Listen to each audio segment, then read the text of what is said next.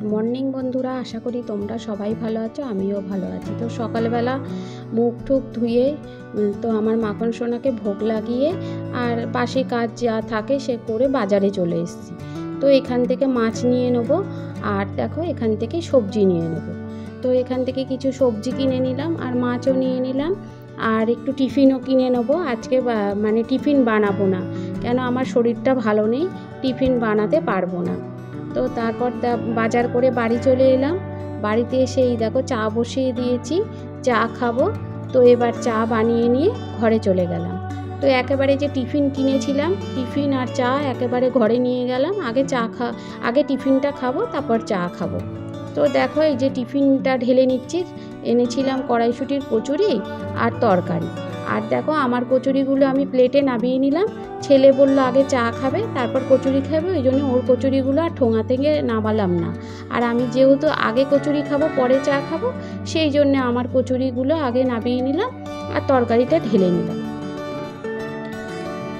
তো তারপর টিফিন খেয়ে আমার বটিটায় অনেক দিন ধরে ধার ছিল না, সবজি কাটতে ভীষণ অসুবিধা হচ্ছিল। তো আজকে একটা ধারওয়ালা এসেছিল, বটি চাকু ধারওয়ালা, তো তাকে দিয়ে বটিটা ধার দিয়ে নিলাম।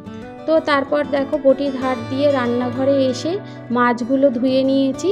মাছ ধোয়ার পর দেখো মাছগুলো ভাগ করে নিয়েছি যে এখন কি রান্না হবে। আর কিছুটা মাছ টিফিন বক্সে রেখেছি, এগুলো ফ্রিজে রেখে দেওয়া হবে। তারপর সুন্দর করে সবজি বাজারও তুলে নিয়েছি। ঝুড়িতে দেখো আদা আর আলু, নতুন আলু, রসুন, পেঁয়াজ সব তুলে নিয়েছি। এখানে পেঁয়াজকালি, বেগুন, কুমড়ো রেখেছি, এগুলো ফ্রিজে ঢোকাবো, তাই সানের মধ্যে রাখা। তারপর সবজি কেটে দেখো একটা ঝোল বসিয়ে দিয়েছি, ফুলকপি, আলু, সজনে ডাঁটা, এই পেঁপে ঠেপে দিয়ে একটা পাতলা ঝোল। এতে কোনো লঙ্কার গুঁড়ো দেবো না, খালি কাঁচা লঙ্কা চিড়ে ঝোলটা করব। আর কালো জিরে ফোড়ন দিয়েছি। আর এখানে দেখো জিরের গুঁড়ো, ধনের গুঁড়ো, নুন, হলুদ, একটু আদা বাটা দেবো। একদম সিম্পল পাতলা ঝোল।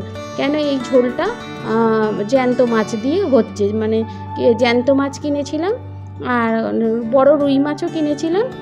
তো জ্যান্ত মাছটা এরকম মানে ঝোল করব আর রুই মাছটা একটু মাখা মাখা টাইপের করব। তো দেখো ঝোলটা বসিয়ে দিলাম। তো ঝোলটা আমার হয়ে গেল।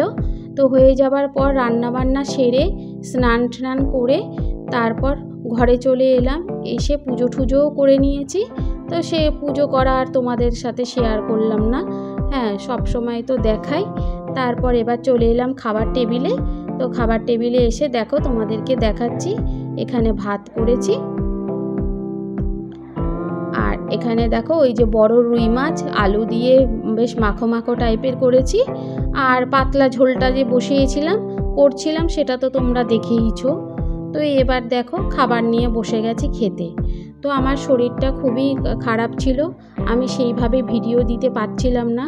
পুরুলিয়া থেকে আসার পর পুরুলিয়ার ভিডিওগুলো একটা একটা করে দিয়েছি। তারপর আমার ভীষণ শরীর খারাপ ছিল, আমি ভিডিও করতে পারছিলামও না। আর আমি তো ছাড়ি না ভিডিও, যেহেতু আমি এডিট করতে পারি না, আমার ছেলে এডিট করে দেয়, এডিট করেও ছাড়ে। তা আমি ভিডিওই বানাতে পারছি না, আর ও এডিট করে ছাড়বে কি করে? আমি ভিডিও বানাবো তবে তো ও ছাড়বে। তো তারপর খাওয়া দাওয়া করে চলে গেলাম ছাদে। তো ছাদে গিয়ে একটু ঘোরাঘুরি করলাম।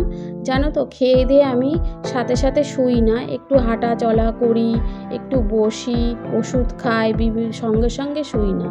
তো ছাদে দেখো প্রচুর কাঁচা ধোয়া করেছিলাম, সমস্ত মেলে দিয়েছিলাম। তো কাঁচা ধোয়া মেলাটা আজকে তোমাদের সাথে শেয়ার করিনি। এই যে কাঁচা ধোয়ার পর মেলে দিয়েছি, শুকিয়ে গেছে, এখন ছাদ থেকে জামা কাপড়গুলো তুলবো। তো সেই জন্য তোমাদেরকে দেখিয়ে দিলাম, দেখো প্রচুর কাঁচা ধোয়া করেছি।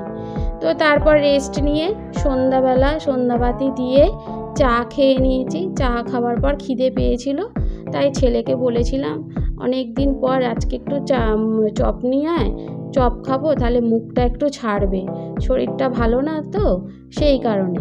তো আজকে একটু পেঁয়াজ দিয়ে, ধনেপাতা দিয়ে, কাঁচা লঙ্কা দিয়ে, তেল দিয়ে মুড়ি মাখিয়ে দিলাম, চানাচুর দিলাম না, কেন চপ আছে তো, চানাচুরও খাবো চপও খাবো, তাহলে আবার বেশি শরীর খারাপ করবে।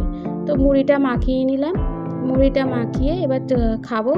তো আমার ভিডিওটা এতখানি যদি কারোর ভালো লাগে তো একটা লাইক আর সাবস্ক্রাইব করে দিও।